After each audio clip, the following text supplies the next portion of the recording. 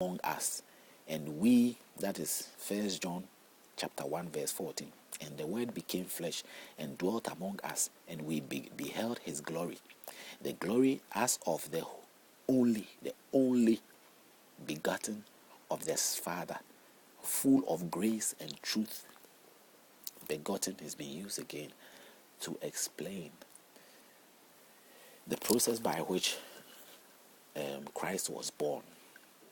Yet we are told that the child was born through what? Not through a means of a man, physical penetration. She had a vision, and she was told by angel that you will be pregnant. The Holy Spirit will come upon you when you be pregnant. Everything is nicely presented to sort of become very polite about the approach, because in the world today, it's indecent. It is not very decent to sort of use the word sex, or let's say it becomes profanity to use the word sex, or let's say to use the word what we call F word, or fuck, or FOUCK. If using that in pronouncing it, I mean, spelling it or pronouncing, what difference does it make? I don't really think that's the problem. These are all words. You have to use it to express what exactly you're trying to say. It depends on how you use a word that makes it insultive, that makes it profound, profanity. It depends on how you use the word, and you may say the same thing to somebody and it's not offensive, but it depends on who you're saying it to that it makes it become offensive. That's what I believe, because these words are words that can be used and should be used to define or express whatever things that is in your heart or in your mind that the body or the mind want to express. And so it's just that since some of them can be very offensive, in certain areas you can use it, but it's up to the way or whoever uses it and the person is used at to make that decision. It's not necessarily something that can generally be declared as wrong to say the word if you want to use it, and that is what happens these days. People get offended, say, oh, okay, especially me using it, this word, I'm using it to express something to myself and to audience or whoever listening. It is not used to insult that person listening. It is not used to insult the institution, the Christian institution or the Muslim institution. It's not used to directly for anybody. It's a normal word that can be pronounced and be used. And if that wasn't the case, teachers won't be able to teach, and they won't be able to use words or to say some words. But it is meant to know it all. It's meant to say it and explain what it is. In that situation, if you consider it is slightly in a form like teaching, because if it happens that the person listening to me have no idea or clue, then in a form it's like you're teaching that person. And so in that form, but not most people who might listen already know these things, and they are listening to sort of get the awareness and remember that, yes, I forgot that. Yeah, you brought my mind to it. You try. I mean, listening to that video, I just remember I've been thinking about, I've known these things, but I've never really thought it through. It's like getting your brothers and sisters out there to sort of jiggle their mind that this is what it is, that they are not getting what really is going on, because they forgot, because it was an oversight, which is the case most of the time, because I know I've been on that oversight. I don't have to take advantage of that and go out there and be preaching and be telling people stuff as if I know it all. I've got answers, as if I've come from heaven and I'm there to give some changes. No, I was born and bred here. I was grown up here. I'm no different from anybody. I've just took time and my life and so many things to be coming up with all these things. So if it means well to you and you haven't gone far like others have gone, then I'm sure you evaluate us, yes, as something very important.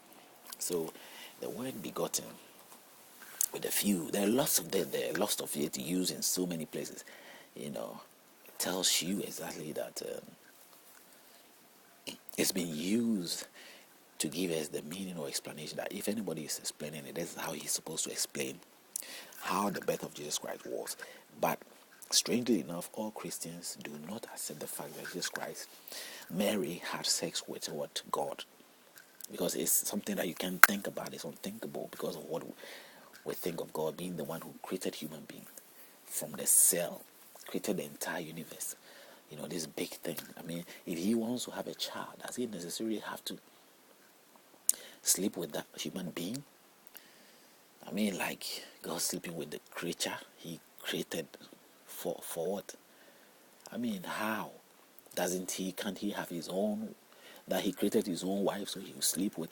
It's like, excuse me to say, it's like somebody today, which they normally create this doodle or whatever they use for these sex videos, which they create some toy, some toy, and invent the woman's organ or vagina within there, which the person who invents that had to put his manhood in there to test it in that nature.